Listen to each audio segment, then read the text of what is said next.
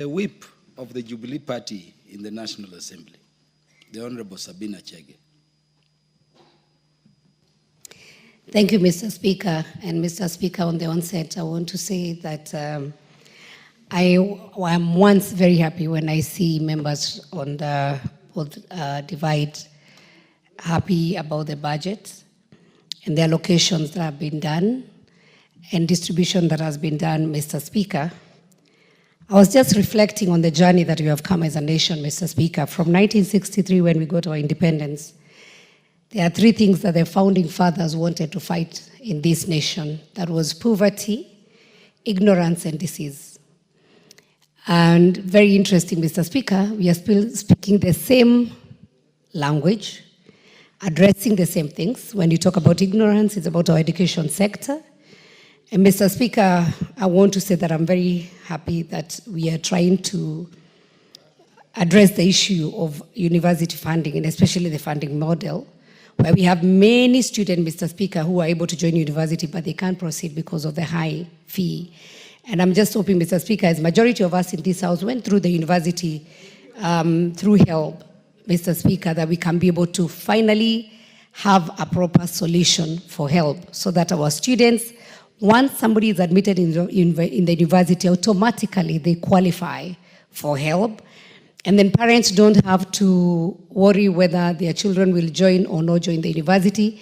And as they go in, then there is a way that we can be able to see how and the level where we can be able to assist the student without making it complicated, Mr. Speaker, because some of these things are so easy. I don't know why we complicate them for our students in such a way that we have very bright students who miss education because of lack of fees. Mr. Speaker, I'm also very happy that now the debate about funding the exams is done, because this is something that was being politicized by some people about exams and whether our students will be able to sit for exams or whether the parents are going to pay for them. And so from the Ministry of Education and especially from the Departmental Committee on Education, it was very important for them to address this issue of exams.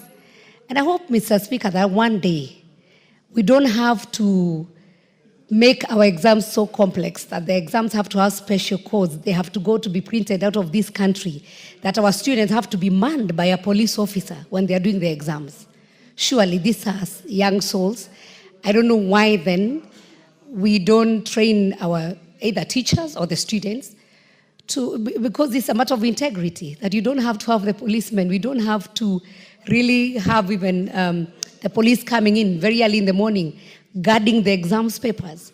We can have a way that we can be able to have an exam that is free, and I'm happy with the new CBC that there is continuous assessment in such a way that, Mr. Speaker, we don't have to wait for the last 8 years, and a child has been in school from class 1 or even from 4, that's when we are grading, and that one exam determines the life of a student. So I'm very happy with the new system of CBC, and I am hoping that then we will minimize a lot of bureaucracy, Mr. Speaker. Mr. Speaker, a lot of times when you go to the ground, we have our elderly people, and I hope the Social Protection Unit and Department have addressed this matter. We still have our elderly persons who require social support from the government, and I know we have made steps and very good steps on how to finance them through the funds, and they are able to access to the money, but still majority of them are not registered, Mr. Speaker. And I hope as that age comes in, where we know somebody has gotten to the age of, if it's 70, that automatically then you are able to go, just show your ID card and you can be able to access to this financing, Mr. Speaker. Mr. Speaker, as majority of the members have talked about equalization and what goes to which sector, I'm very sure agriculture can address the issue of poverty in this nation. We have very good land. We are the equator, Mr. Speaker. I had a privilege to accompany my speaker to Brazil, and I saw the government is using not a lot of resources, but educating their farmers, having extension officers, giving them the proper seedlings, teaching them on the best practice on farming, introducing irrigation. We were in a place where it's like northeastern, but there's one river, and they have just diverted that river to the Shambas, and farmers are able to farm through the help of the government, and they are doing a lot of exports. And so, Mr. Speaker, I hope that one day we would sit down and drop the politics, sit down and analyze how our nation is divided.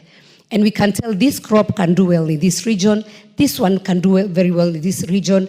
Go get farmers, put them together, train them, give them the proper seedlings, and I'm very sure, Mr. Speaker, that we can be able to develop. And by the fact that this budget is here today, having Honorable Atandi as a chair, and a lot of members saying he has done a good job, I am convinced now beyond any doubt that I was right in the beginning to say I'm not going to the streets. I was right, and I've been vindicated when I said I will join the current government because we don't have any other government until the next 2 years to come. And it has been proven, Mr. Speaker, that we can be able to make changes in this house. That this house has a lot of powers. You are the one who allocate the resources. So we cannot go and complain outside there. Even if we go picket, even if we go for demonstrations, at the end of the day, we have the power. And I'm very happy today that the Homa Bay people can smile and they're happy that they have a stadium. I've heard Honorable Rosa saying about the roads in a specific village in her place. And that tells us, as honorable members, once you are elected, whether you are elected with that government of the day or you're in the minority or majority side, that you have your power, you can come and lobby your members, you can come here and convince members of this house to support the area that you come from. And so not necessarily that we have to go and fight out there. And if we hold this house with dignity, Mr. Speaker, I am very sure what happened last year will not happen this year. And if we communicate well to Kenyans on what we are doing in this house, we will regain our dignity and the respect that that name we bear as honorable members actually becomes honorable. And so today, I'll sleep a very happy person to know that this house, for once, people have come together, we are reasoning together, we are working together, and I can only say long live broad-based government. Mr. Speaker, some people take peace for granted. Some people are busy inciting Kenyans against the government that is working for them, against the members of this house, but I also want to remind them that you elected that member of parliament to come and represent you. Instead of that member of parliament to come and tell you who you will elect 2027, who you should follow, and creation of some small demigods in this country, the person whom you elected should come and tell you how they sat in this house and mobilize for resources to go to their region, Mr. Speaker. And so I hope we can be able to change. And with this budget, I'll only mention one thing. We need to eliminate wasteful expenditure. The little we have, let us share, but most importantly, let us not be extravagant. Let us prioritize what is important for this nation. Let us see at the areas, especially when we talk about diseases, Ministry of Health. Mr. Speaker, a lot of money comes in, not just from the government, but also from donor funding. But is this money utilized well? We have now UHC, we have now the SHA, which is the Social Health Authority.